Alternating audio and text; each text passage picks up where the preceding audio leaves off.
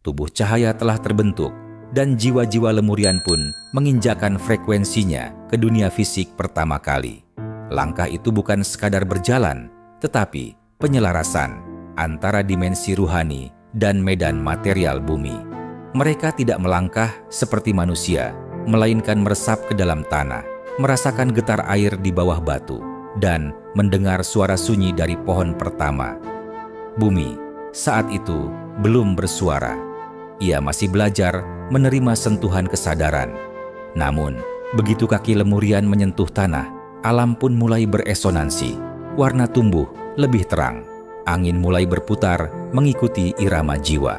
Gunung pun bersuara, bukan dengan dentuman, melainkan dengan bisikan yang hanya bisa didengar oleh yang hadir dengan niat suci. Mereka tidak datang untuk menjajah tanah, tapi untuk bersahabat dengannya. Setiap langkah menjadi ritual, setiap napas menjadi doa, setiap gerak menjadi pengingat bahwa alam adalah guru pertama. Mereka berbicara dengan elemen, air diajak berkisah, api diajak berdansa, angin diajak mengingat bintang, dan tanah diajak menyimpan jejak cahaya. Dunia fisik bukan tempat asing, itu adalah ruang pembelajaran. Bukan untuk mencari kenikmatan, tapi untuk meneguhkan kehendak aras dalam bentuk-bentuk kasat mata.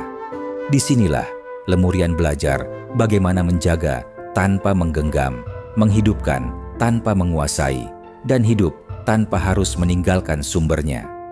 Langkah pertama itu bukan hanya awal peradaban, tapi awal kesepakatan antara ruh dan materi, bahwa segala yang bernyawa dan segala yang diam adalah satu keluarga dalam gema kesadaran. Setelah langkah pertama terpatri, jiwa-jiwa cahaya mulai saling mengenal melalui frekuensi, bukan wajah. Pertemuan itu bukan kebetulan, melainkan tarikan alam yang mengumpulkan kesadaran sefrekuensi di titik-titik suci bumi. Mereka tidak memanggil satu sama lain dengan nama, melainkan dengan nada asal, getaran ruh yang hanya bisa dirasakan, bukan didengar. Ketika dua atau lebih jiwa Lemurian bertemu, mereka tidak langsung bicara. Mereka diam, masuk ke dalam keheningan satu sama lain, hingga frekuensi mereka menyatu dalam satu lingkar cahaya lembut. Itulah awal keluarga kesadaran. Bukan ikatan darah, tapi ikatan misi dan kehendak aras. Mereka mulai hidup berdampingan, bukan dalam rumah, tapi dalam keselarasan gerak dan niat. Mereka berbagi tugas tanpa menunjuk, karena setiap jiwa tahu perannya berdasarkan gema di dalam diri.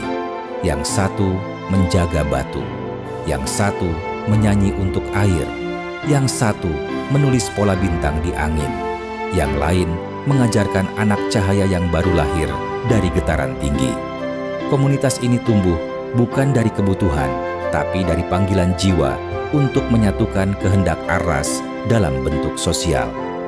Mereka menciptakan lingkar resonansi, ruang suci, tempat mereka menyatukan niat dan memurnikan vibrasi. Tak ada pemimpin, tak ada pengikut, hanya keharmonisan yang dijaga bersama.